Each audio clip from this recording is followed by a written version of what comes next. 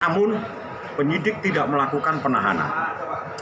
Itu suatu hal yang luar biasa, di mana penyidik menggunakan hati nuraninya. Ya, ingat, menggunakan hati nuraninya, kemanusiaannya untuk tidak.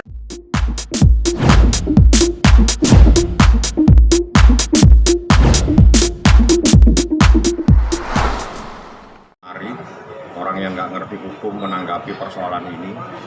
Itu yang kedua. Yang ketiga, saya sudah komunikasi dengan Kasipidum. Saya jelaskan persoalannya bahwa di sini kita dalam proses di kepolisian, catat, bahkan pada saat di kepolisian itu pun kita itu sempat rumahnya didatengin dengan beberapa orang petugas dari kepolisian, penyidik namanya. Namun penyidik tidak melakukan penahanan. Itu suatu hal yang luar biasa, di mana penyidik menggunakan hati nuraninya. Ya, ingat, menggunakan hati nuraninya, kemanusiaannya untuk tidak melakukan penahanan. Karena apa? Ada satu pasal yang paling krusial dari persoalan ini. Pasal yang paling utama adalah pasal 27 ayat 3 Undang-Undang ITE. Itu ancamannya hanya 4 tahun. Kalau menurut KUHP, pasal dengan ancaman tidak di atas 5 tahun, tidak bisa dilakukan penahanan. Jadi, kasus ini adalah pencemaran nama baik. Artinya, pokok masalah yang paling utama di pasal 27 ayat 3.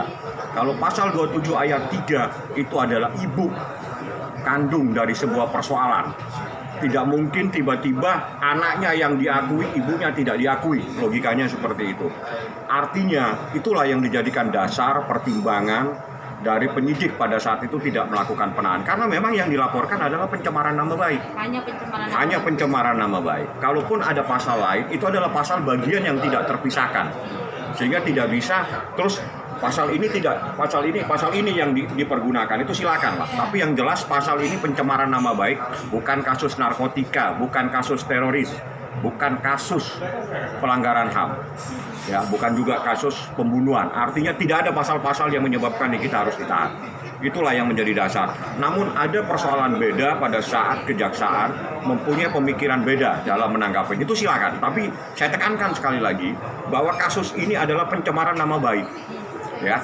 Dan semua harus tunduk pada surat keputusan bersama yang ditandatangani oleh Kapolri, Jaksa Agung, dan Menko Info tentang keputusan bersama.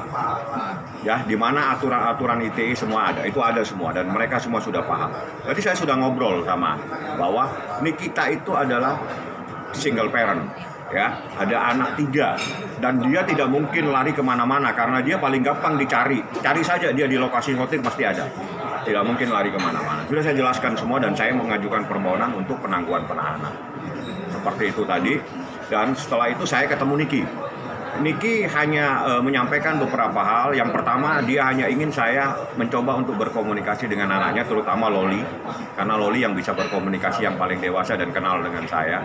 Karena lebih dari 12 tahun saya bersahabat dan sudah saya anggap sebagai bagian dari keluarga. Sebentar lagi mungkin saya akan bertemu. Itu yang paling terpenting juga. Dia juga menyampaikan bahwa Bang, saya bukan hanya kepikiran anak saya juga saat ini kepikiran bagaimana yang selama ini saya melakukan kewajiban terhadap beberapa anak yatim, hampir 1.500 anak yatim piatu yang selama ini disantuni oleh kita. Itu cerita kepada saya dan juga ada beberapa panti jompo, orang-orang yang di panti jompo sekitar 80 orang. Jadi dia nggak menanyakan pasal-pasal semuanya karena bagi Nika ini bukan persoalan yang luar biasa. Ini kasus pencemaran nama baik. Dia memposting sesuatu di mana ada orang lain merasa tersinggung.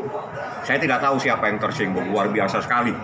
Sehingga menyebabkan sedemikian rupa. Ini kasus biasa. Ini bukan kasus apa, ini pencemaran nama baik. Dan itu banyak peraturan ini tafsir. Apakah orang memposting ini mencemarkan nama baik itu tafsir. Beda dengan kasus pembunuhan, orang dibunuh kelihatan mati, sudah selesai. Tidak bisa kita tafsirkan lagi. Ya seperti itulah. Tadi sempat ngomong panjang lebar. Saya sama Niki dan sudah disampaikan ke Niki. Sebentar lagi saya mau telepon Loli, anaknya, saya sampaikan. Dia santai aja. Dan saya bilang sama Niki ini karena ini supaya persoalan hukum itu akan saya sampaikan nanti di dalam persidangan. Niki hanya menyatakan sambil dia bilang, Bang, di dalam situasi hukum yang tidak jelas seperti ini, saya hanya berdoa, ya Allah, mohon orang-orang yang mendolimi saya ini bisa diberikan rahmat, seperti itu, supaya sadar bahwa manakala orang mendolimi orang itu akan Allah yang turun tangan menyelesaikan. Artinya hukum Allah yang akan turun tangan di dalam persoalan manakala ada persoalan yang simpang siur seperti ini. Ini kasus pencemaran nama baik, dahsyatnya lebih dari kasus narkotika, dahsyatnya lebih dari kasus teroris, dahsyatnya lebih dari kasus pembunuhan.